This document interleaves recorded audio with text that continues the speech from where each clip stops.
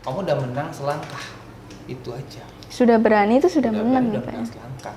Karena kan hidup tidak tentukan hanya ranking 1, 2, 3. Nggak ada nggak kok bisa, nggak ada nggak kebetulan. Kalau kita udah sering terbentuk, lama-lama itu kita akan terbentuk.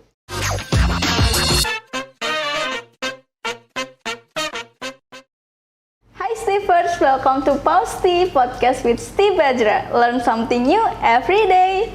Ini adalah podcast episode 1 dari Pausti. Tapi sebelumnya kenalin dulu, nama aku Yuliana. Dan hari ini kita bakal bincang-bincang, ngobrol-ngobrol santai dengan Bapak Kepala Sekolah SMKTI Bali Global Jimbaran nih Pak.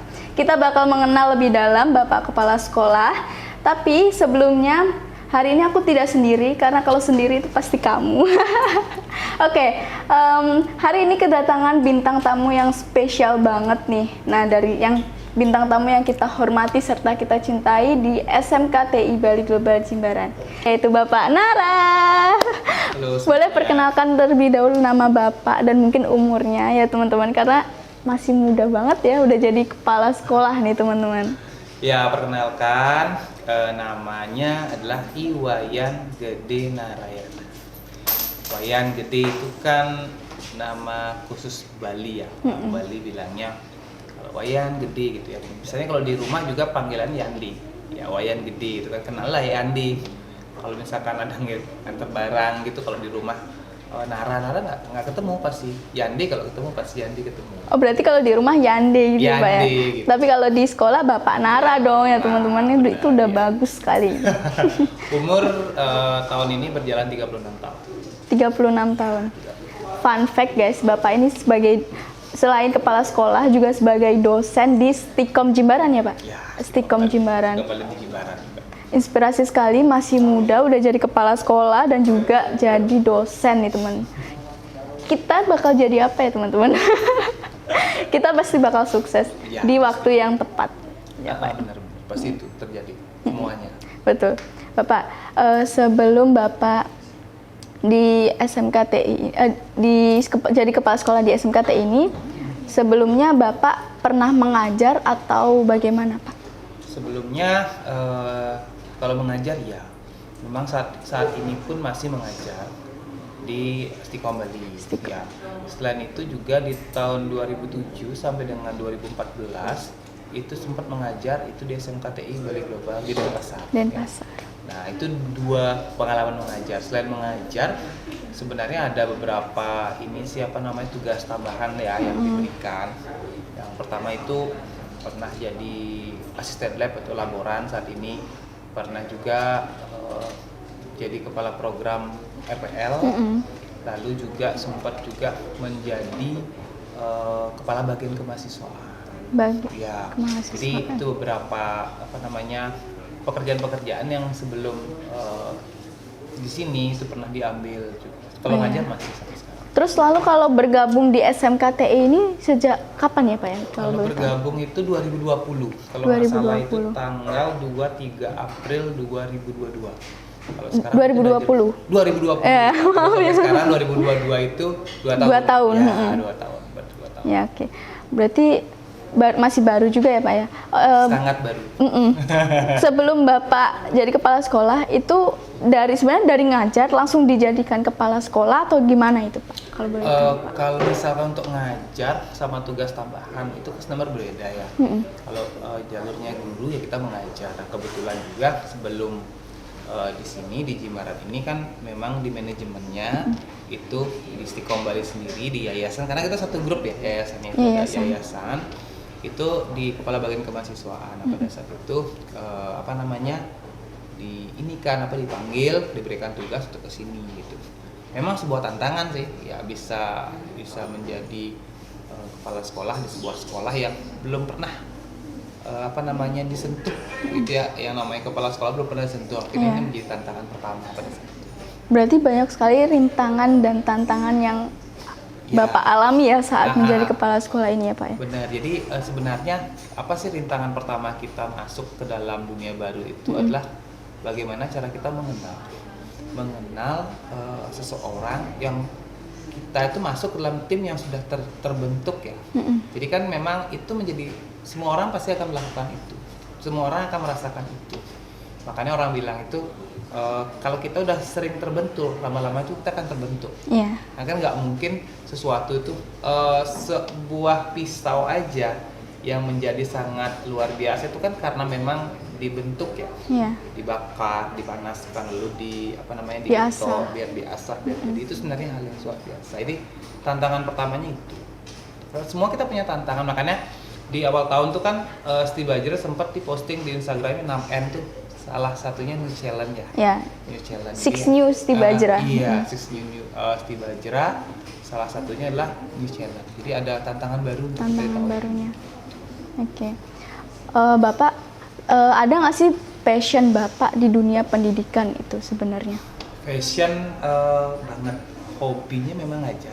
Hobinya ngajar. Lucu ya? Tapi sebelumnya pengalaman Bapak itu sebelumnya Bapak ada nggak sih kayak kepikiran pengen jadi dokter, pengen jadi pilot gitu misalnya? Oh iya, kalau dulu kan cita-citanya anak-anak itu masih mengikuti grup ya. Ada yang guru. Iya betul. Lalu pilot, gitu. Waktu itu pengennya pilot gitu. Kenapa? Pengen pilot. Karena pengen di atas awan tuh seneng ya lihat. Tapi waktu itu belum pernah naik pesawat sama sekali. Tapi pengen di pilot biar kemana-mana, kan keren tuh kayaknya bawa gini. Tapi bukan jadi pilot yang di udara, juga udah jadi pilot pendidikan ya teman-teman, karena sangat menginspirasi sekali Bapak ini. Iya, jadi memang kita tidak pernah melewatkan atau kita tidak bisa yang namanya melewatkan namanya proses ya. Proses pendidikan itu kan beda, orang tuh beda-beda. Beda-beda. Orang mengatakan prosesnya kayak gini, jadi kayak gini, jadi kayak ini, jadi kayak gini. Tapi setiap orang yang saya lihat itu, saya belajar, Bapak belajar gitu. Misalkan lihat Yuliana pun sekarang kita belajar. Mungkin umur pada saat SMA kelas 11 pada saat itu mungkin belum berani buat seperti ini. Masih keluar kelas ke kantin, bareng-bareng teman, masuk lagi itu kayak gitu aja gitu. Tapi ternyata di umur Yuliana misalkan atau teman-teman yang lain yang ada di sini juga anak-anak ternyata sudah bisa buat sebuah project yang tahun 2002 2001 belum kepikiran sampai sekarang. Betul. Itu sebenarnya salah satu. Oke. Waduh, terima kasih loh pujiannya dari Bapak Nara ini atau jadi nggak enak. Kan memang itu privilege-nya Yuliana juga. Aduh. Aduh kok jadi ngomongin saya teman-teman. Oke. Kita lanjut ke pertanyaan sebelumnya nih Pak. Background Bapak, passion Bapak di dunia pendidikan itu sebelumnya apakah ada orang tua yang jadi guru atau gimana itu Pak? Kalau mungkin sejarah keluarga gitu. Memang Bapak itu guru matematika salah satunya di sekolah swasta di Denpasar. Beliau memang sampai beliau meninggalkan kita di tahun 2012, beliau nggak pernah mengatakan kamu harus jadi guru, kamu harus jadi gini, nggak. Cuma beliau bilang sekolah, kalau kamu mau sekolah setinggi-tingginya gitu. Bapak cuma bisa sampai S1, sisanya urusan kamu. Memang sih setelah S1 Bapak nggak ada tahun 2012. Bapak lulus S1 itu tahun 2009. 2012 ditinggalin Bapak, 2013 mulai kuliah lagi S2 pakai biaya sendiri. Itu beratnya double, nyari uang sama belajarnya kayak gitu. Jadi passion pendidikan itu bukan dari orang tua ya sebenarnya, tapi memang pendidikan itu karena kebetulan aja dari pertama kali magang kerja itu memang lingkupnya pendidikan. Jadi kayaknya di pendidikan ini kita juga bisa berkembang. Oke, Bapak. Berarti background Bapak, orang tua Bapak itu guru ya? Iya.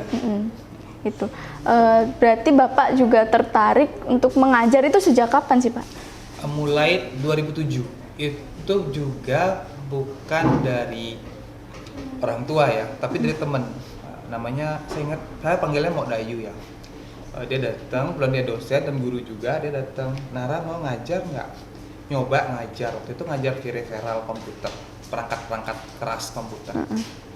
Mau Mbak gitu, ngajarnya hari Sabtu, saya ingat banget jam 7.30. Waktu itu SMK di Denpasar. Oke, ngajar satu seminggu ke sana, saking enaknya ngajar segala macam, kok enak ya ngajar ya gitu. Oke, di semester berikutnya ngajar lagi, semester berikutnya ngajar lagi, kok enak. Akhirnya memutuskan untuk ya udah dah kuliah lagi untuk jadi dosen. Oh gitu. Berarti Gitu. S2 ya Pak ya? Iya S2. S2. Lulusnya 2016 S2. 3 tahun. S1 3 tahun. S1-nya 5 tahun. S2-nya 3 tahun. 5 tahun Bapak. Iya. Jadinya kalau bilang apakah untuk dari sisi perlu dicontoh sih enggak sebenarnya. Enggak juga. Tapi ya sisi dari yang perlu ditontonnya ya inspirasi Bapak ini mencari uang terus juga kuliah gitu ya Pak ya. Sebenarnya waktu itu pikiran saya jujur ya, bukannya banyak uang enggak. Pikirannya bukan masalah uang di kantong, tapi ketemu banyak orang. Ketemu dosen, ketemu teman-teman mahasiswa, ketemu lagi teman-teman yang lain. Kalau sekarang misalkan punya alumni banyak nih, kalau kemana-mana berani nih, hai Pak Nara, udah kelihatan di mana-mana tuh punya anak didik, kan seneng aja. Kita punya anak didik banyak, kita bisa ngobrol kan, itu sebenarnya sebuah privilege juga. Iya, kesenangan ya, diri kita. Kemarin misalkan nonton waktu Soundrenalin tahun berapa ya saya lupa itu, hampir baru masuk sampai selesai acara itu ketemu anak-anak semua, hai Pak, kita foto, Pak nonton apa, kita kayak gitu aja gitu. Jadi kan banyak perasaannya relasi. gimana ya? Iya, senang ya Pak ya. Benar. Gitu. Punya banyak relasi itu senang rasanya Pak. Jadi dimanapun kapanpun kalau kita misalkan bisa berbuat sebaik-baiknya ya berbuat aja gitu. Kalau orang bilang jangan gitu, jangan gini, ya kembali ke kita mau lakuin itu atau enggak. Iya. Terus pengalaman terseru Bapak nih, pengalaman yang sangat-sangat berharga semenjak gabung di SMKTI Bali Global Jimbaran nih apa Pak? Pengalaman terseru itu adalah pada saat beberapa kegiatan setelah mulai pandemi itu menurun ya. Nah, Berarti baru-baru ini ya Pak ya? Jadi sebenarnya setiap tahun tuh punya pengalaman seru ya. Pertama kali seru itulah tumben dinilai oleh dinas terkait dengan penilaian kepala sekolah. Kita kan bengong ya nggak tahu ya itu. Begini di mana begini ya kita coba bilang nggih Pak. Kita nggak bilang saya baru enggak. Nggih Pak, saya akan perbaiki. Nggih Pak, saya akan perbaiki. Itu kan salah satu cara kita untuk bisa belajar hal baru. Dari pandemi lalu menurun kita kan ada kegiatan banyak tuh. Nah pengalamannya banyak deh, senyum anak-anak, habis itu kita bisa kegiatan-kegiatan yang lain, bahkan kita kan baru tahun lalu ya ikut festival di Art Center itu kan. Iya betul. Art Center itu kan juga pengalaman, artinya tiba-tiba ada bidang seni, padahal mungkin di sekolah kita untuk seni itu kan ada tapi memang tidak up gitu. Iya, tidak terlalu diaktifkan gitu ya Pak. Karena mungkin karena pandemi juga kan, tapi kalau misalkan untuk yang sebelum pandemi mungkin banyak sekali yang udah berjalan. Tiba-tiba kita bisa seperti itu. Ini benar pertama kali kegiatan seperti itu, anak-anak setiap hari latihannya sampai malam kan gitu. Pentasnya cuma 10 menit. Tapi itu pengalaman yang sangat berharga sekali teman-teman. Di situ saya juga bergabung ya. Kebetulan saya juga bergabung. Itu sangat-sangat benar-benar membuat kayak sebuah pengalaman yang gak akan terlupakan gitu teman. Karena ditonton banyak orang teman-teman. Dan itu kan panggung besar. Iya, betul. Bahkan waktu itu Bapak sendiri berdoa terus gitu. Mudah-mudahan tidak ada kesalahan gitu. Jadi itulah salah satu ekspresinya seorang guru gitu kepada anak didiknya pada saat tampil dengan baik, meskipun artinya kalau misalkan lomba tidak dapat juara, itulah apresiasinya kamu udah tampil, kamu udah menang selangkah, itu aja. Sudah berani itu sudah menang udah Pak. menang selangkah. Karena kan hidup tidak tentukan hanya ranking 1, 2, 3. Betul. Nah, betul ke depannya gimana sih kita bisa progres diri kita sendiri. Bapak Nara nih ada nggak sih rintangan tersendiri saat gabung di SMKTI ini Pak? Satu, rintangan sendirilah kita pertama kali gabung di organisasi baru itu harus bisa masuk ke dalam proses habitnya. Habit? Ya, jadi kan kebiasaan orang apa? Iya. Terus kita kan juga punya yang namanya, karena kebetulan aja kita Bapak adalah di kepala sekolah, berarti kan harus ada program kerja yang harus kita masukkan. Iya. Kalau misalkan kepaksa masuk juga nggak bisa, kalau misalkan nggak dijalani, kalau mengikuti habit juga tidak bisa juga. Nah kan gitu kan. Nah makanya hal pertama rintangan lah bagaimana cara kita untuk mengenalkan program kerja ini. Kita harus kenalkan apa sih keuntungan. Dan setiap program kerja itu ada kekurangan. Ada pasti hal-hal yang mungkin menjadi polemik. Itu kan biasa. Itu biasa, itu tantangannya. Gimana caranya tantangan itu terjadi. Memang ada komunikasi. Memang ada hal-hal yang harus kita dalam artian saling dikomunikasikan mana gitu. Meskipun orang bilang apakah sudah perfect banget, jawabannya masih banyak belajar, masih kurang banyak. Nah, tapi apa yang kita lakukan usaha, setiap saat usaha. Suatu baru kayak istilahnya kita panesin besi ya. Iya kan tiba-tiba kalau belok, udah belokin, lurusin lagi, belok lurusin lagi, belok lurusin lagi. Kadang-kadang itu sih sebenarnya. Jadi tantangannya dari diri Bapak itu. Kalau tantangan untuk dengan siswa itu apa Pak? Dengan ngobrol dengan siswa kah atau bagaimana ya, Pak? Begini. Sekolah ini kan memang dari dulu dibentuk agar menjadi sebuah trend center internasional school untuk grup kita. Gitu. Dari gedung kan udah kelihatan seperti itu. Memang dari gedung bagus, sangat inspiratif sekali gedungnya. Bisa orang masuk, bahkan banyak orang bilang ini saya kira hotel loh Pak. Iya betul sekali, benar, bukan benar sekolah sekali. gitu. Oke, itu kan sudah masuk ke apa namanya, ke hal-hal yang memang kita inginkan. Tapi yang berikutnya adalah bagaimana cara kita siswa kita. Oke, siswa itu sebenarnya tantangan terbesar kita adalah kita bisa memberikan pengajaran biar masuk ke mereka. Anak-anak itu ke sekolah itu mereka membawa tujuannya masing-masing, keceriaan masing-masing, tapi kita jadikan satu.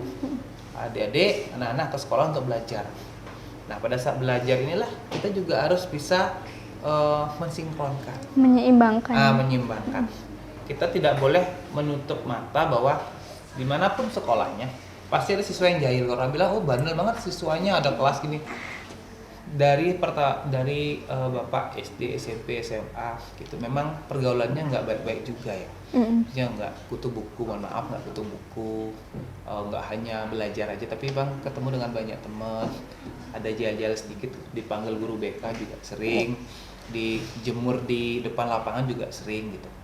Itu yang kita jadikan pengalaman untuk bisa mengajarkan anak-anak, kasih keceriaan dia. Pada saat dia agak sedikit jahil, kita kasih tahu dengan cara kita ngasih tahu adik di rumah atau mungkin anak, itu kan itu yang terjadi. Kalau misalkan dia ngelawan, makin sering batu juga namanya, kalau diisiin air lama-lama juga lubang. Nah kan, jadi lubang itu bukan merusak dia, tapi bagaimana cara dia merespon sesuatu. Kalau semuanya direspon dengan galak, itu kan nggak semua kayak gitu. Perlu ada sisinya. Meskipun orang bilang itu kan udah udah kayak gimana ya sifatnya, ya nggak semua orang ini kan terima gitu kan. Itu di rumah marah-marah sama anak, kamu. Pada saat kita ke tempat lain, kamu, orang ada yang terima ada enggak? Itu yang terjadi. Jadi tantangan terbesarnya adalah kita kembali ke anak-anak itu untuk gimana sih caranya mereka datang, tujuannya kan belajar, ya belajar aja dulu. Gitu. Kalau dia misalnya nggak suka dengan satu guru, dua guru, nggak suka dengan pelajaran, itu wajar. Di sekolah itu nggak ada nggak semua orang disukain banyak. Nggak ada. Tapi kita anggap bahwa kamu ke sekolah, duduk aja deh, kamu ngerti. Itu memang kamu nggak bisa ngerti, itu bukan kamu nggak bisa. Memang dia nggak niat aja kesana gitu betul. Kan. Gitu. Tapi di pelajaran lain mungkin dia bisa. Jadi Bapak juga tidak terlalu memaksa siswa harus bisa semua seluruh pelajaran. Aja nggak mungkin bisa semuanya. Betul sekali. Itu nggak bisa maksa. Sama juga dengan ngajar programming ya. Gini Pak, saya nyerah programming itu. Kamu nyerah dengan programming ke keadaan. Programming Pak, gampang. Kamu ikuti jalurnya, kamu ikutin kuliahnya dengan baik, udah selesaikan. Gitu. Yang bahaya kamu nyerah dengan keadaan. Tiba-tiba kamu berhenti kuliah. Itu yang kita takutkan kan seperti itu. Jadi bebas saja. Terus menurut Bapak, murid nakal itu ada nggak sih Pak? Nggak ada. Bagaimana itu Pak? Kenapa pemandangan Bapak nakal biasanya kayak gitu? Memang siapa sih yang nggak nakal di dunia ini? Nggak bisa. Kata nakal tuh pasti, kita anak-anak nih umur 3 tahun, naik, aduh nakal kali anak ini. Udah. Di sekolah misalkan dia jahil nih, teman-temannya dia misalkan disiin air segala macam, itu kan jahil ya. Maaf, itu bukan nakal.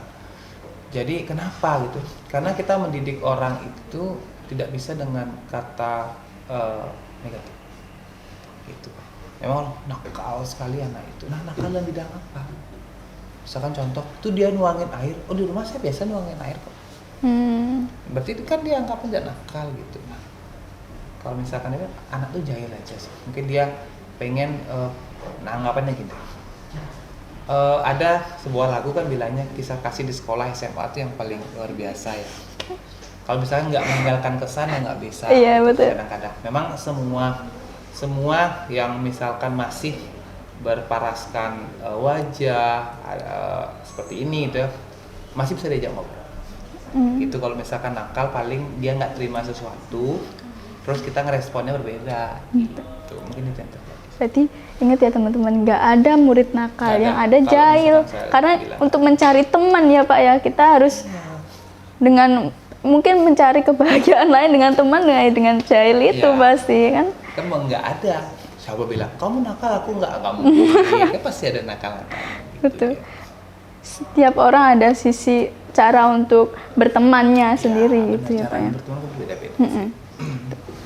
Oke Bapak, bagaimana perasaan Bapak saat dibilang Bapak kepala sekolah serta dosen yang masih muda nih Pak? Kalau misalkan perasaan nyatanya memang seperti itu kan. Nah, berarti kalau membanggakan diri sendiri sebenarnya kembali lagi ke kesempatan. Ini kan kesempatan ya. Pada saat umur 36 tahun dipercaya menjadi kepala sekolah dan sekarang juga masih mengajar sebagai dosen. Kalau dibilang apa sih gini, bangga Kak? Jawabannya kalau secara diri sendiri saya bangga banget gitu. Karena di umur segitu saya bisa mengeluarkan ide dan pikiran saya. Lalu sombong dong jawabannya gitu, nggak ada. Saya kan membanggakan diri sendiri, makanya kalau orang bilangnya kamu masih muda jadi dosen gini-gini segala macam, ya memang nyatanya kayak gitu. Kita mau kalau misalkan bilang Yuliana umur segini udah bisa podcast gitu, memang nyatanya seperti itu ya, makasih memang seperti itu gitu.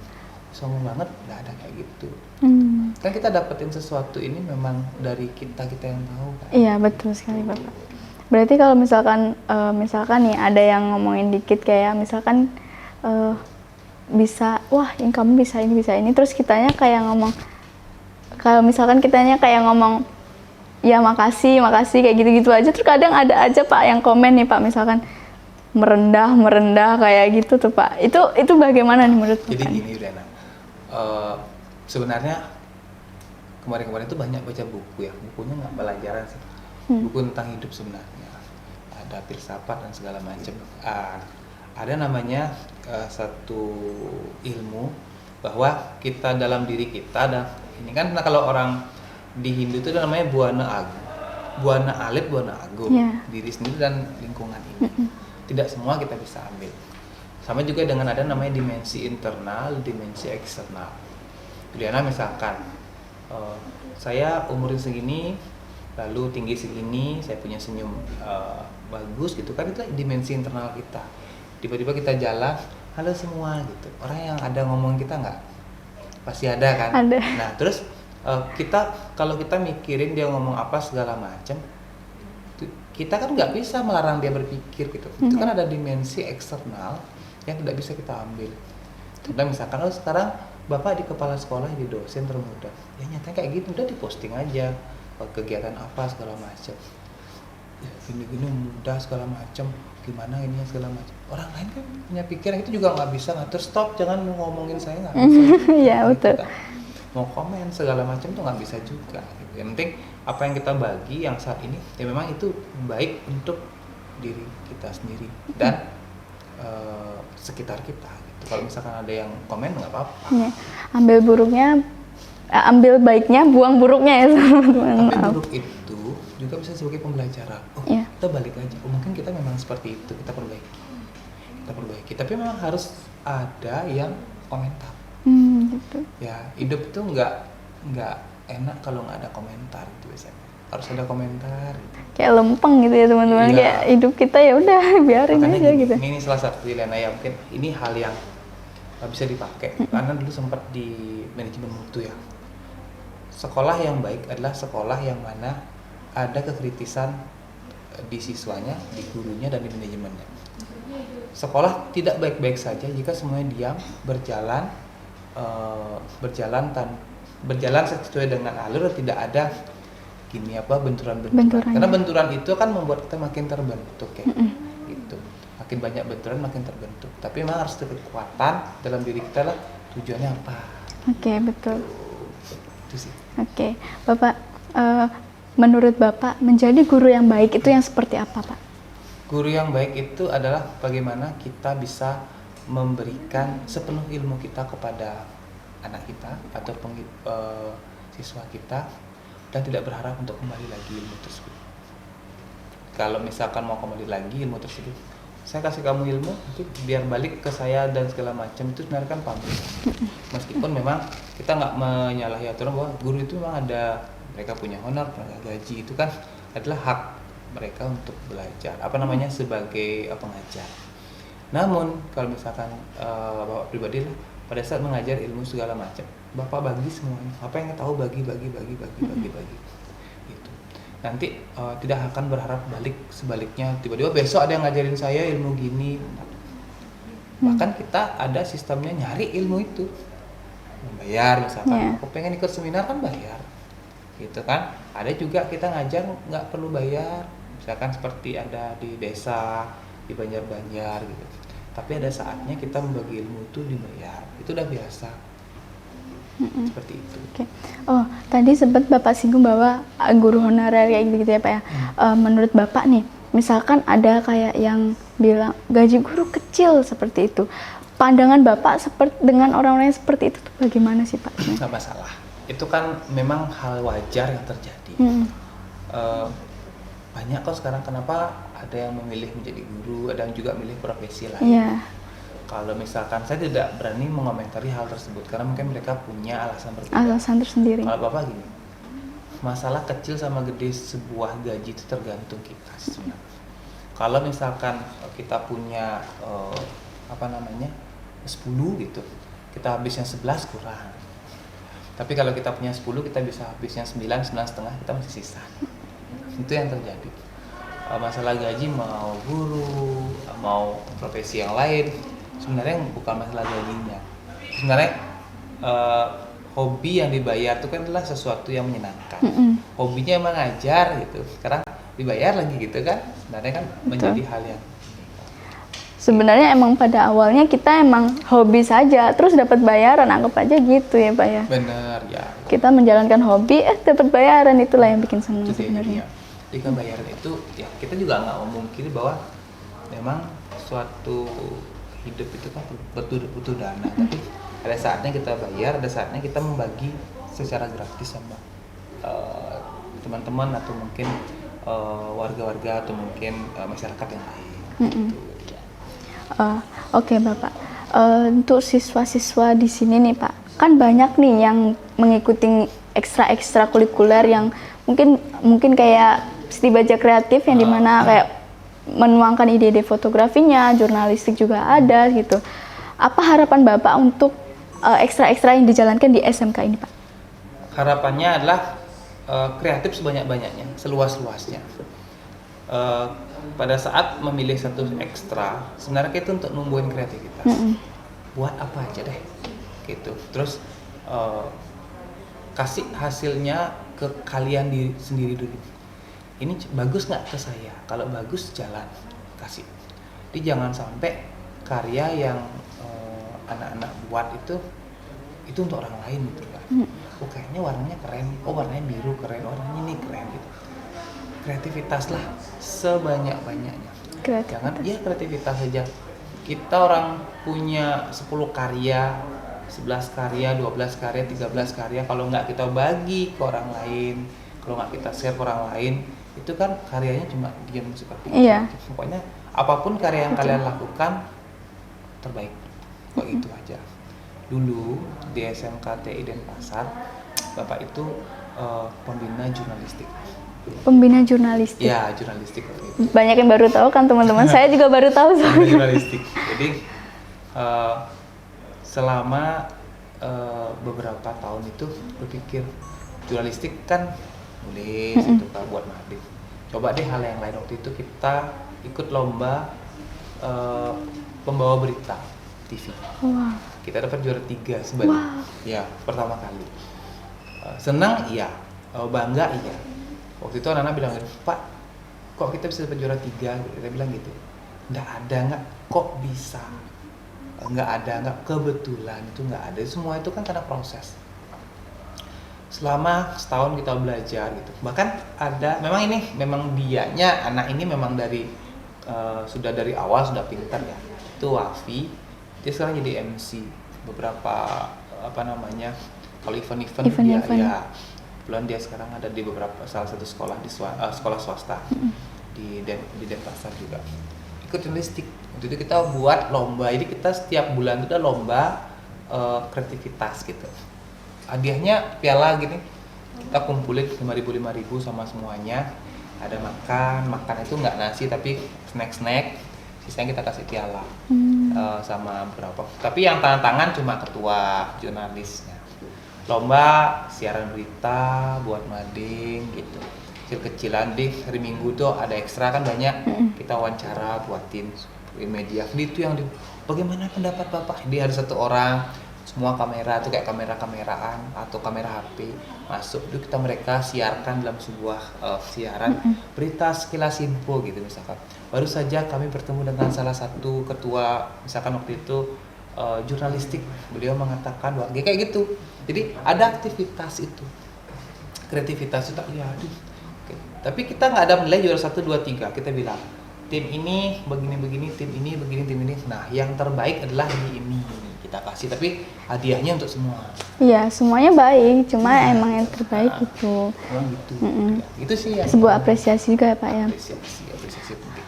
Nah, itu kan tadi untuk harapan ekstra-ekstra di sini Pak. Kalau harapan untuk seluruh siswa yang ada di SMK ini gimana Pak? Ini anak-anak kan di sini cuma 3 tahun. Iya. Ya, 3 tahun. Kenapa 3 tahun diharapkan kan tetap semua naik kelas. Selama 3 tahun ini kalian kan menjadi keluarga besar di sini. Kalian tahu keluarga itu tidak sepenuhnya berjalan mulus, ya kan? Ada yang mungkin kira-kira terbentur sana, terbentur sini. Nah, ambil semua itu hikmahnya. Pada saat kita kadang-kadang moodnya kurang bagus gitu, kita ada guru BK yang bisa kita ajak ngobrol, teman yang kita ajak ngobrol. Kalau suka kegiatan itu tampilkan, berikan motivasi kepada teman yang lain. Kalau ada teman kita yang kurang seperti itu, belajar apapun yang ada di sini. Ya. Kalau yang akuntansi, misalkan Yuliana kan akuntansi, boleh kok belajar IT, boleh kok belajar web, nggak ada masalah. Karena kan satu keluarga, kita belajar banyak. Pasti ada namanya kadang-kadang kita itu kecewa dengan seseorang, mungkin kecewa dengan teman, kecewa dengan kebijakan atau yang lain. Nah pada saat kekecewaan itu muncul, bicarakan. Karena keluarga namanya kan, orang tua yang lahirin kita aja yang udah susah payah. Ibu ngelahirin kita kadang-kadang itu juga masih bisa mau males sama ibu gitu misalkan. Ibu ini nggak dengerin kata-kata aku gitu misalkan. Padahal sebenarnya dia dengerin. Cuman kitanya meresponnya kan berbeda. Nah itu mungkin lama-kelamaan kita akan paham dan ngerti. Nah 3 tahun ini apapun yang baik mari dibagi lebih banyak.